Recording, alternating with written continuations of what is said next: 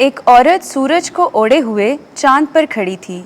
ہمارے لیے آج کی پہلی تلاوت مکاشفہ کی کتاب 11واں باب، اس کی 19ویں آیت اور 12ویں باب کی پہلی سے 6 اور 10ویں آیت مقدسہ۔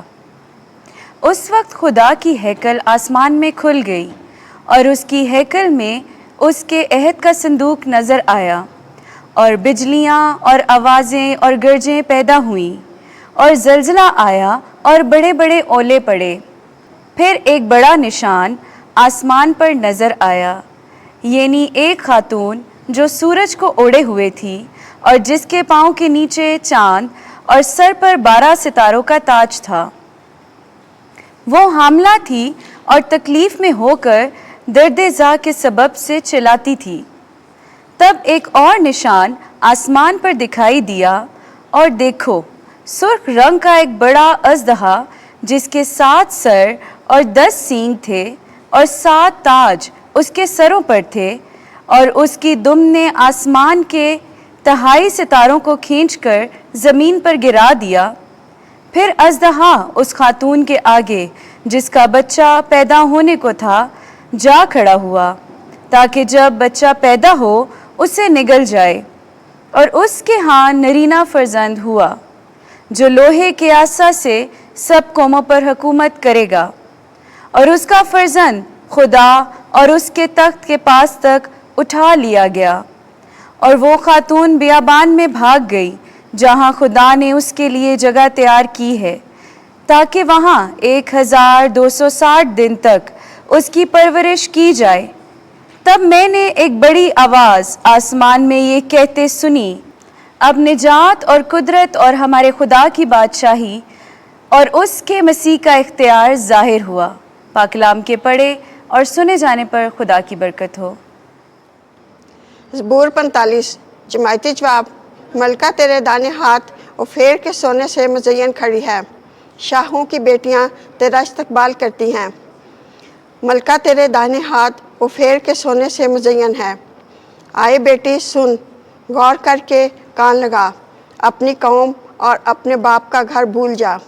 جماعتی جواب: ملکہ تیرے دانے ہاتھ اوفیر کے سونے سے مزین کھڑی ہے، بادشاہ تیرے حسن کا مشتاق ہوگا۔ وہی تیرا خداوند ہے، تو اس کی مطیع ہو۔ وہ خوشی اور شادمانی سے پہنچائی جاتی ہے، وہ شاہی محل میں داخل ہوتی ہے۔ جماعتی جواب: ملکہ تیرے دائیں ہاتھ اوفیر کے سونے سے مزین کھڑی ہے۔ پہلا پھل مسیح اور پھر وہ جو اس کے ہیں۔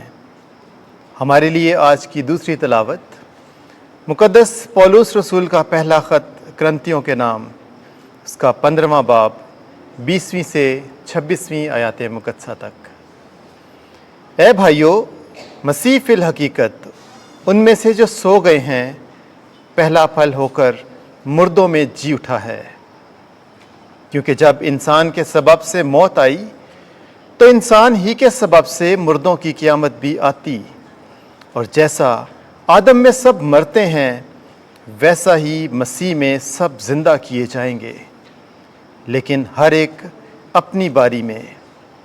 پہلا پھل مسیح، پھر وہ جو مسیح کی آمد پر اس کے ہیں، اور اس کے بعد خاتمہ ہوگا، جب وہ ساری حکومت اور سارا اختیار اور قدرت نیست کر کے سلطنت خدا یعنی باپ کے حوالے کر دے گا، کیونکہ جب تک وہ سب دشمنوں کو اپنے پاؤں تلے نہ لائے ضرور ہے کہ سلطنت کرے۔ سب سے پچھلا دشمن جو نیست کیا جائے گا وہ موت ہے۔ پاک کلام کے پڑھے اور سنے جانے پر خدا کی برکت ہو۔ خداوند آپ کے ساتھ ہو۔ انجیل مقدس لوکا کے مطابق اے خداوند تیری تمجید ہو۔ پہلا باب 39ویں سے 56ویں آیت۔ القادر نے میرے لیے بڑے بڑے کام کیے ہیں، اس نے پست حالوں کو بلند کیا ہے۔ ان دنوں میں مریم اٹھ کر جلدی سے کوہستان میں یہودا کے ایک شہر کو گئی اور زکریا کے گھر میں داخل ہو کر الصبات کو سلام کیا، اور جو ہی الصبات نے مریم کا سلام سنا تو بچہ اس کے بطن میں اچھل پڑا، اور الصبات روح القدس سے بھر گئی اور بلند آواز سے پکار کر کہنے لگی کہ تو عورتوں میں مبارک ہے اور تیرے بطن کا پھل مبارک ہے، اور میرے لیے یہ بات کیسے ہوئی کہ میرے خداوند کی ماں میرے پاس آئی، کیونکہ دیکھ جو ہی تیرے سلام کی آواز میرے کان میں پہنچی تو بچہ میرے بطن میں خوشی سے اچھل پڑا، اور مبارک ہے وہ جو ایمان لائی، کیونکہ جو باتیں خدا کی طرف سے اس سے کہی گئی تھیں وہ پوری ہوں گی۔ اور مریم نے کہا، میری جان خداوند کی بڑائی کرتی ہے، اور میری روح میرے نجات دینے والے خدا سے خوش ہوئی، کیونکہ اس نے اپنی بندی کی پست حالی پر نظر کی۔ اس لیے دیکھ اب سے لے کر ہر زمانے کے لوگ مجھ کو مبارک کہیں گے، کیونکہ القادر نے میرے لیے بڑے بڑے کام کیے ہیں، اور اس کا نام قدوس ہے، اور اس کی رحمت ان پر جو اس سے ڈرتے ہیں پشت در پشت رہتی ہے۔ اس نے اپنے بازو سے زور دکھایا اور ان کو جو دل کے خیال سے مغرور ہیں پراگندہ کر دیا۔ اس نے قدرت والوں کو تخت سے گرا دیا اور پست حالوں کو بلند کیا۔